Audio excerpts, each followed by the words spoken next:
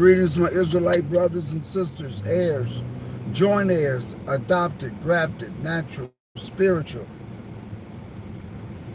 This is an important, all videos are important, but I just wanted to address this. Old Testament versus New Testament. Old Testament versus New Testament. This was put upon my mind this morning. And let me tell you why I'm talking about Old Testament versus New Testament. You know, during the week you have conversations with people about the truth and the knowledge and understanding and what have you. And the reason why I bring up Old Testament versus New Testament is because some people don't understand the terms of both. To a lot of people, the Old Testament is Genesis through Malachi. The New Testament, to a lot of people, is Matthew through Revelations.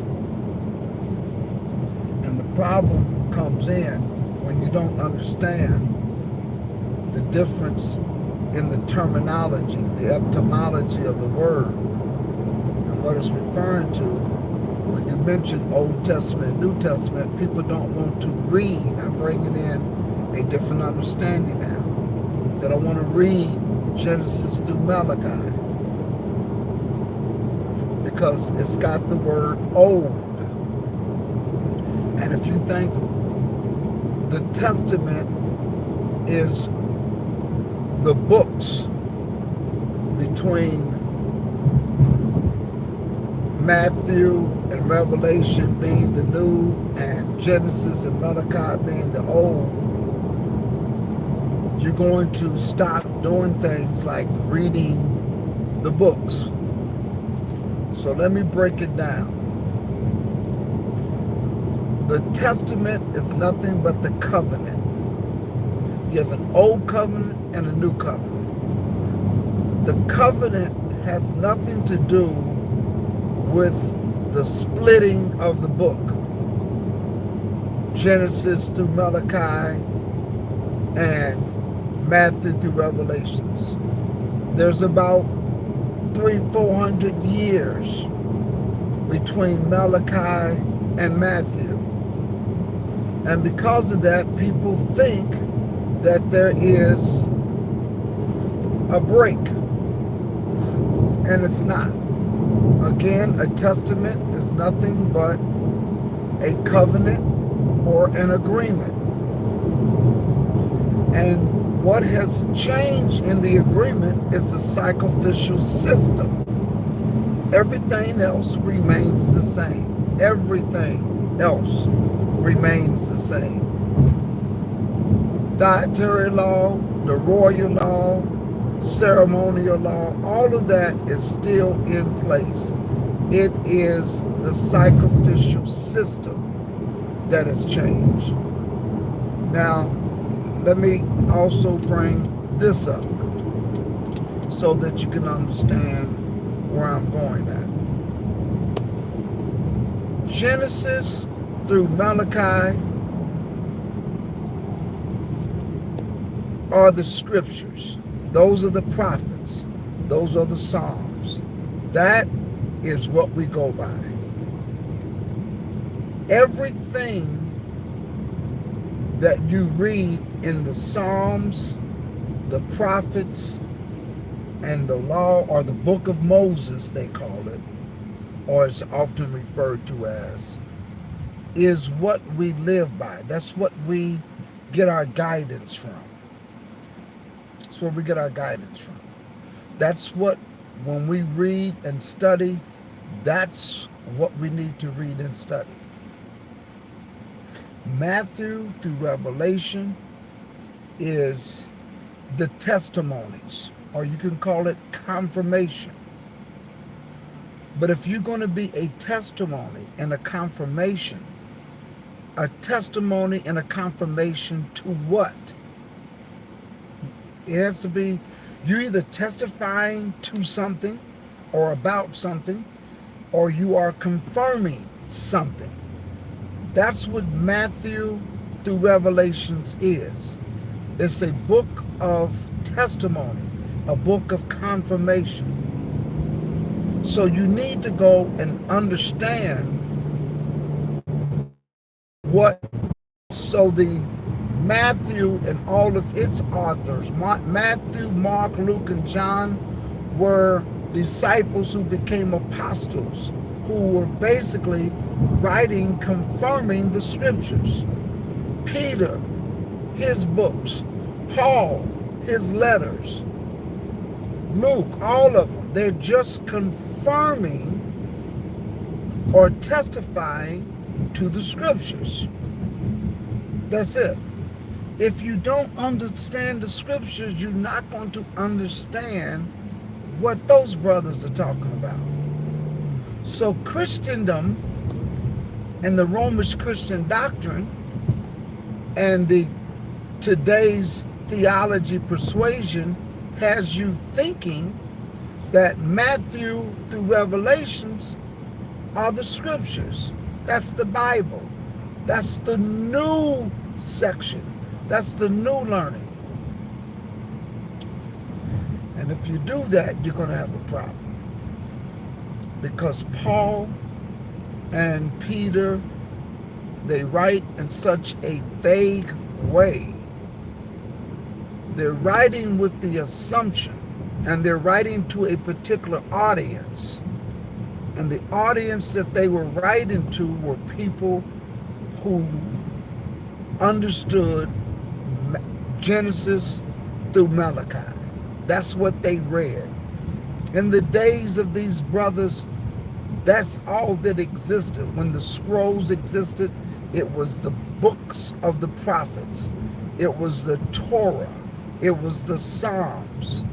If that was the only reading, people didn't walk around reading Peter or his Paul's letters.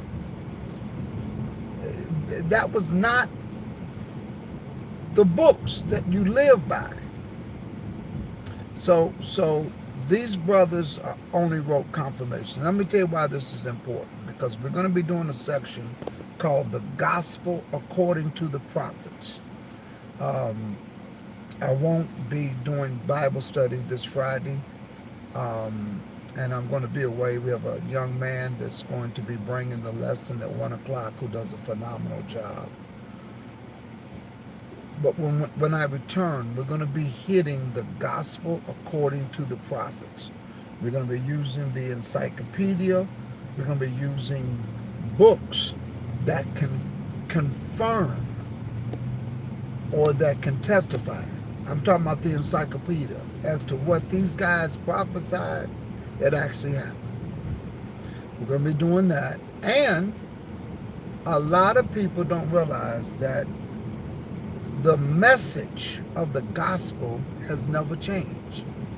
The kingdom of heaven is at hand. It's never changed. When the Messiah came on the picture, it never changed. The gospel has always been the same. Nothing has changed.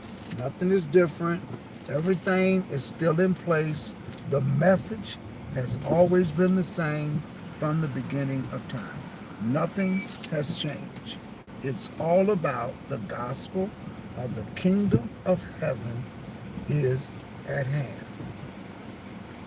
The prophets talk about the kingdom that the Messiah is going to set up. The prophets talk about the kingdom that the Father is going to have. The gospel talks about the Messiah coming to replace the sacrificial system. It's all in the gospel. You should, what I want to do when we finish this series, I want us to be able to explain the gospel, even if we never open up the book of Matthew through Revelation. Now, we're going to do that in our lesson, but I want you to understand that even in Matthew, Mark, Luke, John, the book of Acts, all of Peter's letters, all of Paul's epistles, all of that, is picking things from the gospel of the prophets, and they're confirming their conversation. They're telling and bringing understanding to the people through letters what the prophets are saying. So we want one to be able to say what the gospel is, what's going to happen, just by reading Genesis through Malachi. Because a lot of people don't understand that you should be able to talk about the good news without even opening up the so-called New Testament. You can do it. You can talk about the resurrection without opening up the resurrection. Somebody said, well, how can you do that? When the disciples, when Jesus was dealing with the scribes and the Pharisees and they asked for a sign, and he says, I'll leave you a sign. And he says, as Jonah was in the belly of the whale 3 days and 3 nights, so shall the Son of Man be in the heart of the earth 3 days and 3 nights. That's one of the signs I want to give you. Which means is every story and every event in the gospel is in the books, Genesis through Malachi, is a microcosm of the future. Going around the walls of Jericho and the walls come tumbling down is a microcosm of what's going to happen in the future. The children of Israel coming out of Egypt, going into a promised land, is a microcosm of what's going to happen in the future. Once you understand that, you understand the gospel of the kingdom of heaven explained in Genesis through Malachi. Once you understand Leviticus the 23rd chapter, you understand that there is a route, there is a plan that gets Israel from bondage to the promised land, the gospel, to the kingdom. The gospel of the kingdom of heaven is at hand. It will take you right there. So in this series, we're going to learn to do that. We're going to learn how to explain that. We're going to learn to hear what the prophets are saying. Hear, read, understand what they are saying, how all of them are saying the same thing. Old Testament versus New Testament. That's my take. Pastor Johnson, thank y'all for tuning in this morning. Just want to say some shout outs. How you doing, Biblical T? Canson, Quiana. I hope everything's going well with all of you all this morning. Michelle, how are you? I hope all is well. Thank you all. Don't forget to hit the like button on the way out. And we're going to talk soon. If you're not a subscriber, don't forget to hit that as well. Peace.